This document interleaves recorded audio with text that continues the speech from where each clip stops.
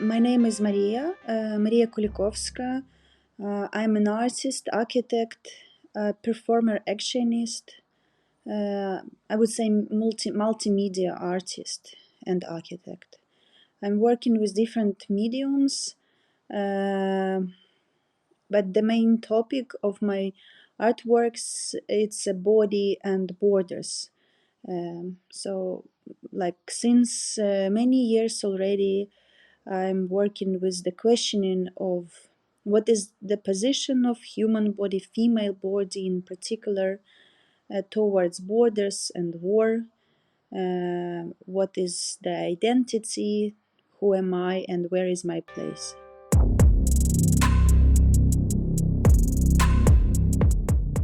I'm This works what I'm showing now at this exhibition. I did. It's like long process. It works. What I am creating since 2014. I started to do watercolors on papers. First, I started to paint on papers for architecture drawings, and then later, when I collected really a lot of papers from migration processes. So I started to paint, to draw by watercolors, kind of like symbolical answers to all those borders and bureaucracy, authority. My own answers, what I wish to answer them and say in the face.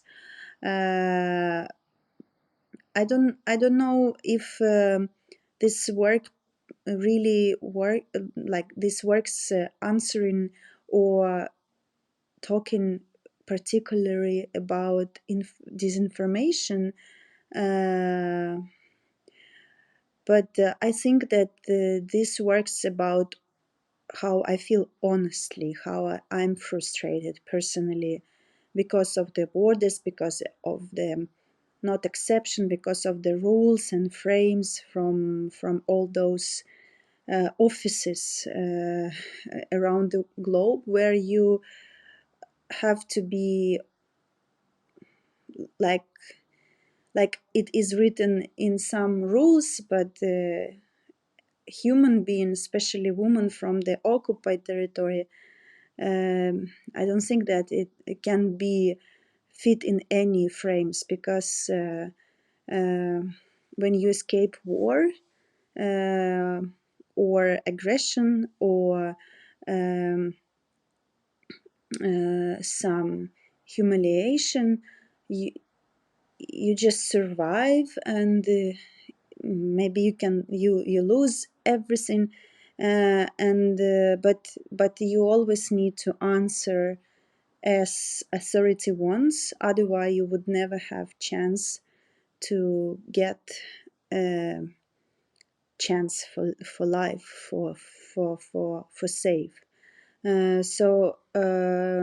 But my drawings, it's actually what I would really love to answer them, and how I'm frustrated and angry at all this process is what I came through, more or less.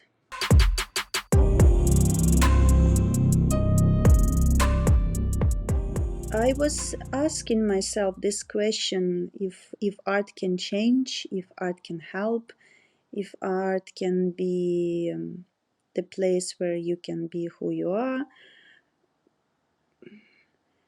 Art can do a lot of powerful things. Art can heal, can be safe place for true feelings. But I'm not sure about art business. It's very different. Or art institutions or industry, because then it become about fame and very often about money, business, whatever.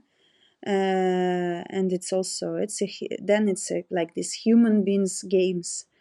But art itself, it is the most wonderful, beautiful tool for all of us, and you don't need anything to produce art. You don't need anyone does not need to go for special institutions or education programs to be able to express own self. Of course, if we now talking about professional artists, then again, as I said, it's industry, and then it's different. But also, art is a language. It's a visual language. It's like a way to really express when you don't have enough words to say, to pronounce, because not all people can be great storytellers, or not all people can feel comfortable to talk. Even now, when I'm talking about these questions, I feel very uncomfortable because those questions are very heavy, very big, and fundamental. And it's a question if we can, answer immediate, if we have even answer for those questions.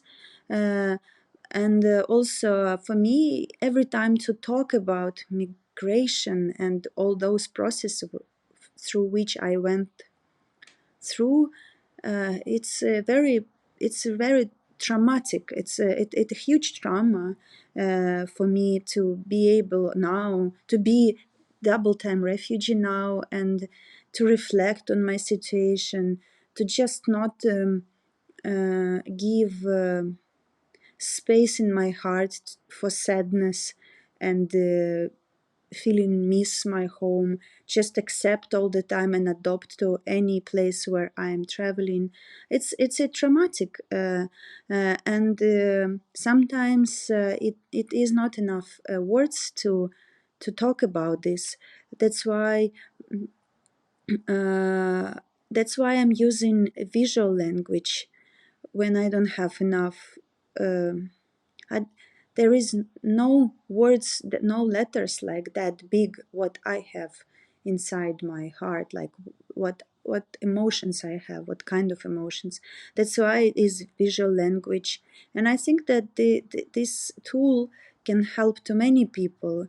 Mm, and as I said, that not always you need to study, but also education, art education can be also in a way place for safetyness, physical and mental safetyness, where you can experiment and where you can study visual language to understand more deeply.